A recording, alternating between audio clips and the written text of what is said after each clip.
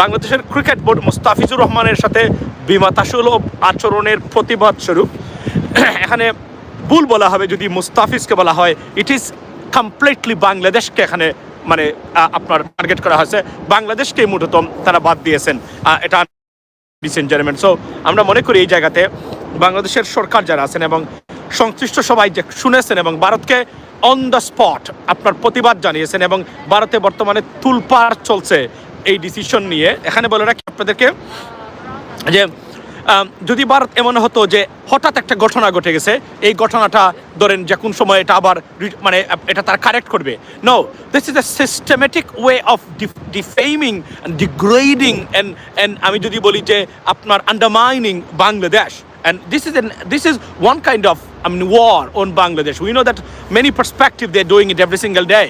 So আমি মনে করি এই কাজটা বাংলাদেশের সরকার এবং সংশ্লিষ্ট যারা আছেন যারা করেছেন তাদেরকে ধন্যবাদ দিতে হবে, তার কোনো বিকল্প নেই লেডিস এন্ড জেন্টলম্যান। এবং ক্রিকেট আজকে সবচেয়ে ধন্যবাদ দেই বিবিসিকে। বিবিসি বিউটিফুল একটা রিপোর্ট করেছে আজকে বাংলাদেশ নিয়ে। তারা সেখানে ভারত কিভাবে বাংলাদেশের উপরে আক্রমণ করতেছে, কিভাবে হ্যারাস করতেছে বাংলাদেশকে, তার আদ্যপন্ত তারা তুলে ধরেছে আজকে তাদের বিবিসির যে রিপোর্টে। এবং হাদি হত্যাকাণ্ডের মানে হত্যাকারীকে আশ্রয় দিয়েছে বলে বিবিসি তারা নিশ্চিত করেছে, তারা যে দিয়েছে মনে করা হচ্ছে। যদিও আমি মনে করি 75% হাদির হত্যাকারী বাংলাদেশে, 25% সে ভারতে আছে। এর বাহিরে তার অবস্থান নাই এবং ইট ইজ অলমোস্ট ইম্পসিবল এর বাহিরে তার কোনো অবস্থান হওয়ার কোনো সুযোগই সেখানে নাই, নিশ্চিত করে আমি বলতে পারি আপনাদেরকে। তবে ডেফিনেটলি হয় ভারতে আছে, কেননা সে বারবার মানে পৃথিবীর কোথাও বা কোনোদিন দেখেছেন খুনি মরিয়া প্রমাণ করার চেষ্টা করতেছে সেই জায়গাতে আছে। অথচ মানে ক্রিমিনোলজি যারা পড়েছেন তারা জানেন খুনি যখন খুন করার পরে সে তার অবস্থানটাকেই মানে হাইড করাটা তো নাম্বার ওয়ান চ্যালেঞ্জিং, মানে তার কাছে রাইট হাইড আউটে যাওয়াটা, এবং সেটা যেন কোনোভাবেই আপনার ট্রেসেবল না হয়। অথচ বাংলাদেশের এই খুনি দেখেন সে বারবার প্রমাণ করে চেষ্টা করতেছে আমি দুবাইতে আসি, আপনারা আমার আর অবস্থান কোথাও নাই, আরবি গান বাজাচ্ছে ব্যাকগ্রাউন্ডে, তারপরে আপনার বলতেছে ভিসা দেখাচ্ছে। This is the desperation of deceiving people of Bangladesh and in the world, ladies and gentlemen. Undoubtedly, we can tell that. So here's the stuff. But by the way, বলে রাখি যে it's really, really cold. It's -4 right now, 3 or 4. আমি যদি এখন মানে check করি, very, very মানে আপনার এই যে freezing conditions out there right now. You can see the snow everywhere. আমি আপনাদেরকে যদি দেখাই, এদিকে যদি আপনি দেখেন snow everywhere because it was last night even we had snow like a flurries bolte gele. So by the way bole rakhi, so ladies and gentlemen, change finally landed in Bangladesh in terms of Indian aggression. অর্থাৎ এখানে ভারতের cricket board, আমি রেজওয়ানা হাসানকে বলছি, আসিফ নজরুলেরও ভূমিকা খারাপ না এই মুহূর্তে, আপনার ক্রিকেট বোর্ডের যারা আছেন তারা তৎক্ষণাৎ এখানে বলে রাখি যে প্রথমে হলো অ্যাসেসমেন্ট করতে হবে যেন বয় না পায় বাংলাদেশ। বয় পেলেই সমস্যাটা কোন জায়গাতে শুরু হবে, যখন তারা বিভিন্নভাবে আপনার বই দেখাবে, থ্রেট করবে বাংলাদেশকে যে আমরা এই করব সেই করব। মনে রাখবেন বাংলাদেশ যদি মানে ভারত যদি বাংলাদেশের উপরে কোনো ধরনের আপনার নোংরামি বা অ্যাগ্রেশন দেখাতে চায় বড় ধরনের, এটার বিপদটা তারাই মানে তাদের উপরে যাবে এবং ভারতের territorial integrity will be at risk যদি ভারত এই ধরনের কাজ করে। এই ধরনের কাজ আশা করি করবে না। এর জন্য আমি অনতিবিলম্বে বাংলাদেশের সরকারকে বলছি, আপনারা অনতিবিলম্বে পাকিস্তান এবং তুরস্কের সাথে একটা ফর্মাল অ্যালায়েন্স গঠন করে এটা ডিক্লেয়ার দেন, like NATO article 5. If you attack me as though you are attacking Pakistan, you go after Bangladesh as though you go after Turkey or Pakistan. আমি এই দুইটা দেশকে বলছি বিকজ চীনকে আপনি নিয়ে আসলে এখানে আমেরিকান বা পশ্চিমা বা ওয়েস্টার্ন কান্ট্রিজের মানে রুশানলে আপনাকে পড়তে হবে। মনে রাখবেন আমাদের বাজার যে দেশগুলোতে আছে গণতন্ত্র সুসংগঠিত এবং টেকসই যত দেশে আসে সেই দেশগুলোকে সাথে আপনি সম্পর্ক খারাপ করতেই পারবেন না, এটা হচ্ছে নাম্বার ওয়ান প্রায়োরিটি। এবং মনে রাখবেন China is not our market, China is not our market, India is not our market, we are their market. So we supposed to have the leverage. But ব্যর্থ রাজনীতি না বুঝে রাজনীতিবিদ নামদারি বিবৃতিবাদদের কারণে 54 বছরে বাংলাদেশ প্রতিষ্ঠা করতে পারে নাই। We should have the leverage, we should be respected by you because you sell your products into Bangladesh, not we, because you sell $18 billion worth of products into Bangladesh as though you employing so many people, hundreds of thousands of people in your country. This is a part of GDP. So এটা বোঝানোর ক্ষমতা বাংলাদেশের কোনো মানে রাজনীতিবিদের কখনোই ছিল না ভারতের সামনে এটা বলা যে this is how it should be. এটা ভেরি আনফর্চুনেট। আপনাদেরকে বলি, বিএনপি সরকার যখন ক্ষমতায় ছিল, বাংলাবাই কার সৃষ্টি ছিল?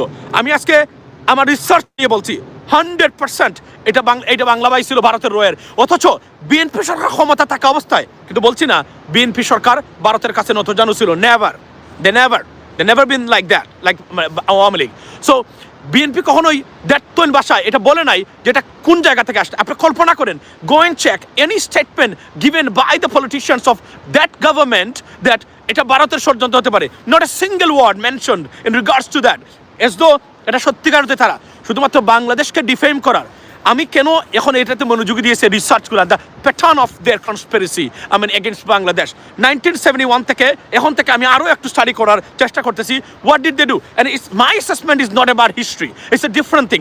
Ideology, narrative, sentiment, assessment, behaviors, political behaviors and diplomatic behaviors at the same time. So that's what I'm right now assessing in regards to India. For example, আপনি দেখেন তারা কতটা সুপিরিয়র এবং আপনার সফিস্টিকেটেড মানে প্ল্যান নিয়ে তারা এগিয়ে গেছিল বাংলাদেশের। কিভাবে আমি বুঝলাম? আমার চোখ খুলে গেছে, কারণ আমি এগুলোতে রিসার্চ করা শুরু করেছি। 1971 সালে বুদ্ধিজীবী যারা বাংলাদেশের বুদ্ধিজীবী তারা হত্যা করেছে, প্রত্যেকটা বুদ্ধিজীবী হত্যা করেছে ভারতীয়রা। কল্পনা করতে পারেন যখন দৌড়ের পড়েছিল সবাই, যুদ্ধ বিধ্বস্ত একটা দেশ, সেখানেও তাদের কূটকৌশল এবং আপনার তারা যে ষড়যন্ত্র বাংলাদেশকে দাবিয়ে রাখা, বাংলাদেশকে কুক্ষিগত করে রাখা, তাদের একটা করদ্রাজ্য বানানোর পরিকল্পনা সেই দিন যুদ্ধের ময়দানও তারা ছাড়ে নাই। না হলে বাংলাদেশের বুদ্ধিজীবীদেরকে হত্যা কেন করবে তারা? তারা তো নিশ্চয় মানে পাকিস্তানিরা করার কথা, আর পাকিস্তানিরা করবেই কেন? যেহেতু তারা চলে যাচ্ছে, তারা এখানে তাদেরকে আমাদেরকে তারা দিয়ে এই জায়গা থেকে আমি কনফার্ম হলাম যে এরা কোনো দিনেই বাংলাদেশকে নিয়ে তাদের হচ্ছে নেগেটিভিটি, সেটা কোনোদিনই পজিটিভ ছিল না। শুধু আমাদের রাজনীতিবিদরা বুঝতে ব্যর্থ হয়েছে, আর কেউ কেউ হচ্ছে সোল্ড আউট টু ইন্ডিয়া।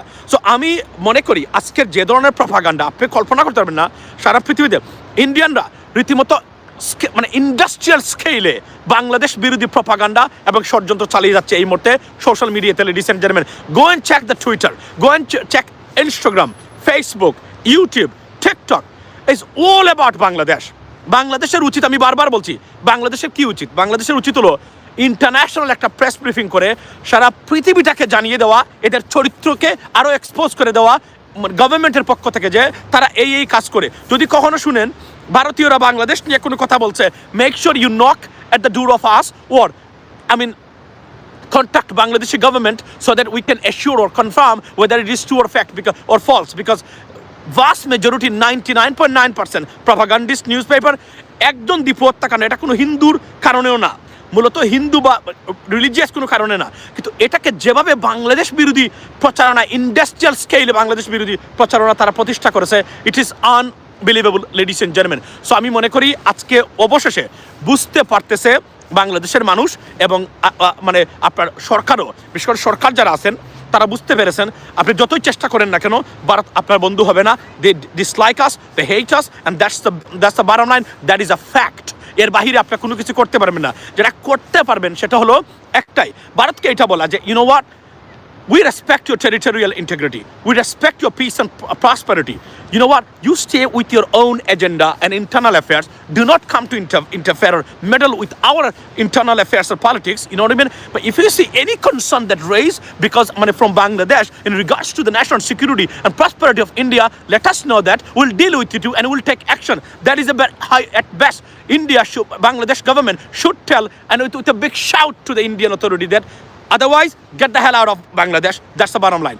এর বাহিরে যতই আপনি চেষ্টা করেন না কেন ভারতকে কোনোদিন পারবে না, বিকজ আমি আবার বলছি this policy, bilateral policy with India is not based on the Indian as a whole country interest, it is based on the Hindu fundamentalism. So this is dangerous. এবং আমি আবারও বলছি আজকে আপনি যদি অ্যাসেস করেন ওয়ার্ল্ডের security prosperity in terms of radicalization, or আমি যদি বলি যে টেরোরিজম, হিন্দু আমি যেটাকে আমরা বলি যে দ্য ফান্ডামেন্টালিস্ট দ্য হিন্দুইজম, যেটা this is one of the worst right now, and it's a serious threat for the peace and prosperity of entire not only South East Asia, entire Asia, because this is a big problem right now. And the industrial স্কেলে তারা তাদের এই propaganda এবং উগ্র হিন্দুত্ববাদ প্রচার করছে বর্তমানে। ওয়েস্টার্ন কান্ট্রিগুলোকে জানিয়ে দিতে হবে, এটা ইন্টারন্যাশনাল প্রেস ব্রিফিং করে ওয়েস্টার্ন কান্ট্রিজগুলোকে জানিয়ে দিতে হবে যে this is the situation right now guys. তারা জানা দরকার, কেননা যদিও ভারতে আপনার মানে মানে এই কি বলে এই ক্রিসমাস যে উপলক্ষে যে ধরনের কাজ করেছে, they expose themselves by doing so. So this is a great news for people like peaceful people. তারা অলরেডি বুঝিয়েছে ভারত কোথায় আছে বর্তমানে। এবং একটা জায়গাতে আমি দেখলাম মোটামুটি ভারতীয়রা সবাই ঐক্যবদ্ধ, মানে মুসলিম দেশ, পার্টিকুলারলি বাংলাদেশ বা পাকিস্তান কোনো কিছু হলেই তারা সবাই ঐক্যবদ্ধ। এবং আমি আবারও বলছি, ইফ উই কান settle or tackle Indian propaganda and aggression, will be in trouble as a country whole, ladies and gentlemen. So এবং আমি আবার বলছি, we do respect and we should respect Indian territorial integrity and Indian peace and prosperity and security, but they have to do the same way, otherwise we are in trouble. এটা কিভাবে পারা যাবে? এইভাবে পারা যাবে।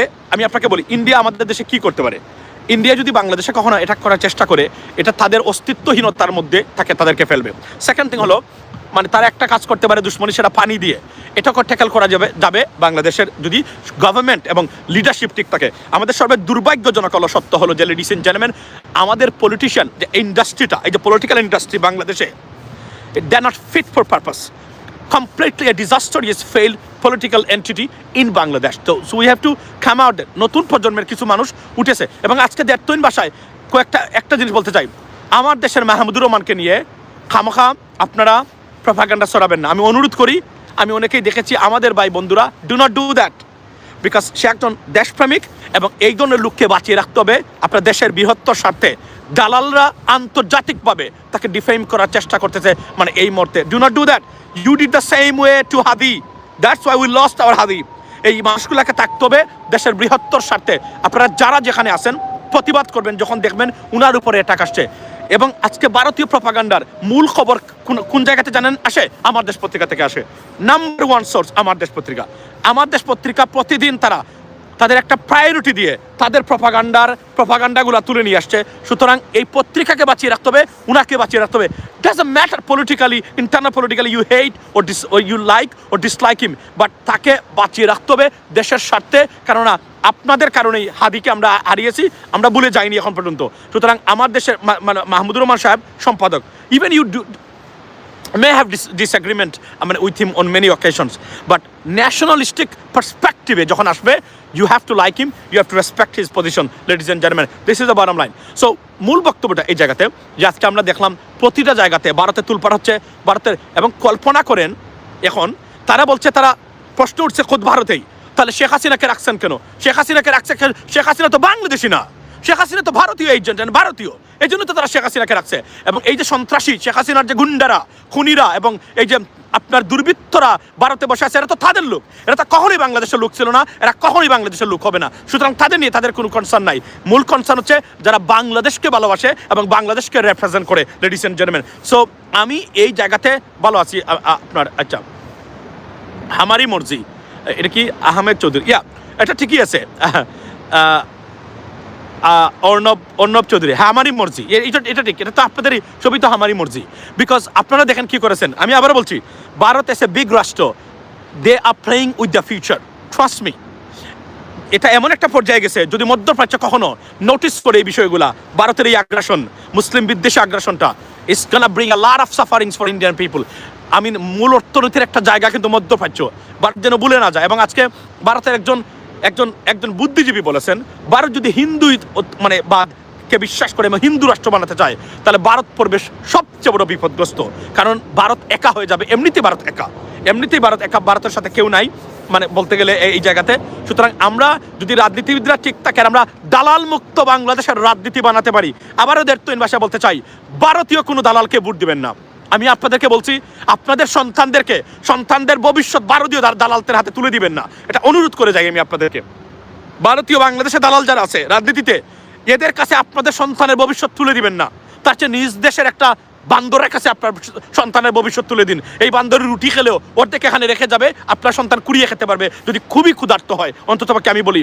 আর যদি এই দালালদের কাছে তুলে দেন, কোনোদিন বাংলাদেশকে রিপ্রেজেন্ট করবে না তারা। তারা যে ধরনের ডিস্টার্ব এবং ভয়ঙ্কর ষড়যন্ত্রে লিপ্ত ছিল 17 বছর বাংলাদেশকে নিয়ে, you can imagine, ladies and gentleman. Because আমি মনে করি আপনারা যারা এই মুহূর্তে বাংলাদেশের রাজনীতিবিদরা আছে, বিশেষ করে কয়েকজন হাতে গোনা মানুষ ছাড়া এটা স্কেলই বুঝতে পারে নাই যেটা কি পরিমাণ ষড়যন্ত্র এবং আগ্রাসন তারা করেছে নীরবে নিবৃত্তে। ফর এক্সাম্পল অধ্যাপক শহীদুজ্জামান, উনি একমাত্র ব্যক্তি দেখলাম ওই লেভেলের যে এটা উনি তুলে ধরেছেন, he understood the scale of corruption, scale of conspiracy against Bangladesh and Bangladesh ladies and gentleman based on India. So আমি মনে করি যে আমাদেরকে বুঝতে হবে, এবং আমাদের বাংলাদেশি দালাল যারা আছে তারা কখনো আপনাদেরকে এটা বুঝতে দিবে না, কেননা তাদের এই দালালিটাই হলো তাদের সবচেয়ে বড় পুঁজি। আপনি কল্পনা করতে পারেন, 54 বছর স্বাধীনতার, আমি তো এগুলো দেখে আটকে উঠলাম এবার। যে গাড়িগুলো আমাদের দেশে থাকার কথা, যে যানবাহন 1971 সালে ভারত পাকিস্তান যুদ্ধের পরে যেগুলো আমাদের সম্পদ, তারা বলে 30 লক্ষ, মানে আপনার শহীদ হলো 30 লক্ষ আমাদের 30 লক্ষ, মানে যদি শেখ মুজিবের কথাই ধরি, শেখ মুজিবুর রহমান সাহেবের মানে বক্তব্য ধরি, রাইট, এবং আপনি যদি ধরেন মানে আওয়ামী লীগ নেগেটিভ ধরি বা ওই তথাকথিত ভারতীয়দের হিস্ট্রি আমি ফলো করি, তাহলে 30 লক্ষ মানুষ মারা গেল ফর এক্সাম্পল। মারা কয়েকজন গেছে তো আমরা জানি, তারপরে 2.5 লক্ষ নাকি মা বোনের ইজ্জত গেছে ফর এক্সাম্পল, আর অনেক ঘটনা ঘটেছে। তাহলে যুদ্ধ কিভাবে ভারত পাকিস্তানে হলো? এই প্রশ্নটা কোনো রাজনীতিবিদ ভারতীয়দের কাছে তুলে ধরেছেন কখনো? আপনারা কাকে রিপ্রেজেন্ট করেছেন এতদিন? আপনাদের রিপ্রেজেন্টেশন বাংলাদেশের মানুষ দেখেছে। We not going to go back to that again. নতুন প্রজন্মের নতুন নেগেটিভ বাংলাদেশ ভিত্তিক নেগেটিভ নিয়ে বাংলাদেশ চলবে। দালালির মানে রাজনীতি বাংলাদেশের কখনো বরদাস্ত করা হবে না। আমি আবার বলছি, আমি এখন বাংলাদেশের পক্ষে কথা বলছি না, আমি আমার আত্মীয় স্বজন যারা বাংলাদেশে আছে, আমার সন্তান তো এখানে থাকে, কিন্তু আমার আত্মীয় স্বজন যারা আছে আমি তাদের জন্য দাঁড়িয়েছি। এটা আমার তাদের দাবি আমার উপরে, আপনারও ঠিক একইভাবে আপনার আত্মীয় স্বজনের দাবি আপনার উপরে, আপনি এটার প্রতিবাদ করবেন তাদের ভবিষ্যতের জন্য। That is a bottom line ladies and gentleman. So আমি মনে করি যে এই কথাগুলো বলতে পারে নাই যে এই গাড়ি কেন আপনার দেশে থাকে, এই গাড়ি তো আমার দেশে থাকার কথা। আপনি বলেন কি পরিমাণ সম্পদ লুটপাট করেছে এরা, অথচ 54 বছরে একটা দালাল বলতে পারলো না what are you doing right now, why you are keeping these properties, it's supposed to be in Bangladesh, it belongs to Bangladesh, why you have it? Nakedly, shamelessly they're claiming, and they display it on every 16th of December. Can you believe it? মানে একটা দেশকে তারা কখনো দেশই মনে করে নাই, বাংলাদেশকে তারা বাংলাদেশে স্বাধীন রাষ্ট্র হিসাবে স্বীকৃতি দিতে রাজি না আপনার এই মানে দুর্বৃত্তরা। আমরা তার প্রতিবাদ জানাবো, এবং আমরা আবারও বলছি, ভারতীয় দুর্বৃত্তদের হাতে, ভারতের দালালদের হাতে দেশকে তুলে দিবেন না। আপনার সন্তানের ভবিষ্যৎ যদি তুলে দেন, কি হতে পারে তার ডিসপ্লে 16 বছরে আপনারা দেখেছেন। মনে রাখবেন, এই দেশকে মৌলবাদী রাষ্ট্র বানানো, জঙ্গিবাদীতে পরিণত করা, যে পরিমাণ সন্ত্রাস এবং ষড়যন্ত্র বাংলাদেশ বিরোধী ভারত থেকে হয়, আনবিলিভেবল। এটা যদি রাশিয়ার বিরুদ্ধে কেউ করতো, দেশকে নিশ্চিহ্ন করে দিত রাশিয়া, ট্রাস্ট মি। তারপর আমরা সহ্য করে আছি, কিন্তু আমরা peaceful. We don't want any war, we don't want any trouble with India.